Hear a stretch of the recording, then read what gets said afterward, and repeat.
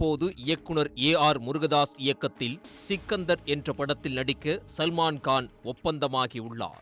58 வயதாகும் சல்மான் கான் மும்பை பாந்தரா பகுதியில் குடும்பத்துடன் வசித்து வருகிறார். அதிகாலை பைக்கில் வந்த அடையாளம் தெரியாத 2 நபர்கள் திடீரென சல்மான் கான் வீட்டை நோக்கி துப்பாக்கிச் சூடு நடத்தியுள்ளனர். துப்பாக்கி சத்தம் கேட்டு அக்கம் பக்கத்தினர் வீட்டை விட்டு வெளியே வரவே அந்த நபர்கள் பைக்கில் தப்பிச் சென்று விட்டனர்.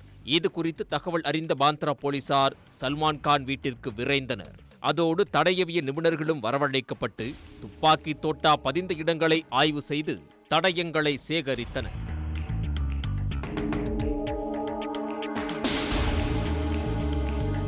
பாலிவுட்டில் உச்சபட்ச நடிகராக வலம் வரும் சல்மான் கான் வீடு முன்பு துப்பாக்கிச்சூடு நடத்தப்பட்ட இந்த சம்பவம் நாடு முழுவதும் பரபரப்பை ஏற்படுத்தியுள்ளது. சுமார் 30 ஆண்டுகளுக்கு மேலாக புகழ்பெற்ற நடிகராக வலம் வரும் சல்மான் கான் படங்களை விட சர்ச்சைகளில் சிக்கி அதிகமாக பிரபலமானவர். குறிப்பாக கடந்த 1998ஆம் ஆண்டு சல்மான் கான் ராஜஸ்தானிற்கு படப்பிடிப்புக்கு சென்றபோது அங்கு அபூர்வ வகை மான்களை வேட்டையாடியதாக குற்றச்சாட்டு எழுந்தது. அந்த அபூர்வ வகை மான்களை பிஷ்னோய் இன மக்கள் புனிதமாக கருதுவதாக கூறப்படுகிறது.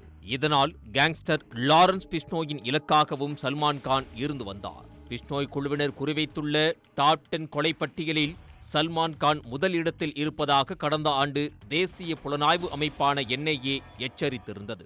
இது தவிர கடந்த ஆண்டு இங்கிலாந்திலிருந்து இந்திய மாணவர் ஒருவர் சல்மான் கானுக்கு இமெயில் வாயிலாக கொலை மிரட்டல் விடுத்திருந்தார். இப்படி தொடர் மிரட்டல்கள் வந்ததால் சல்மான் கானுக்கு மும்பை போலீஸ் Y+ பாதுகாப்பு அளித்து வருகிறது. இந்த நிலையில் சல்மான் கான் வீடு முன்பே துப்பாக்கிச்சூடு நடந்திருப்பது பாந்தரா பகுதியில் பரபரப்பை ஏற்படுத்தியுள்ளது. உடனுக்குடன் செய்திகளை தெரிந்து கொள்ள சன் நியூஸ் பெல் ஐகானை கிளிக் பண்ணுங்க.